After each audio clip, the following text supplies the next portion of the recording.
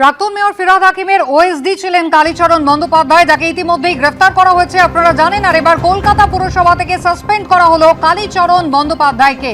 কলকাতা পুরসভা থেকে সাসপেন্ড করা হলো, কলকাতা পুরসভার এমপি ল্যাড বিভাগের আধিকারিক পদ থেকে সাসপেন্ড করা হলো কালীচরণ বন্দ্যোপাধ্যায়কে। অর্ণব মুখোপাধ্যায় রয়েছেন আমাদের সঙ্গে টেলিফোন লাইনে। অর্ণব, দেখো, কালীচরণ বন্দ্যোপাধ্যায় যিনি মেয়রের প্রাক্তন ওএসডি ছিলেন, তিনি লাস্ট যে পোস্টে কাজ করেছেন সেটা হচ্ছে manager and controlling officer MP lad, সেই পোস্টে কাজ করেছেন।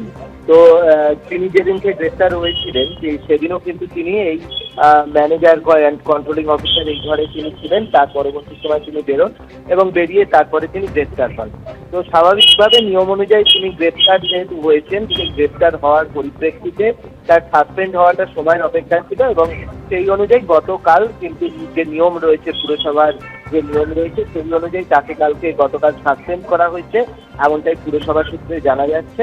অর্থাৎ কালীচরণ বন্দ্যোপাধ্যায়, যিনি একসময় ফিরহাদ হাকিমের ওএসডি হিসেবে কাজ করেছিলেন, লাস্ট তিনি কাজ করছিলেন manager controlling officer MP lad, তিনি যেহেতু গ্রেফতার হয়েছিলেন সেই কারণে কিন্তু গতকাল তাকে সাসপেন্ড করা হয়েছে, এমনটা জানা যাচ্ছে।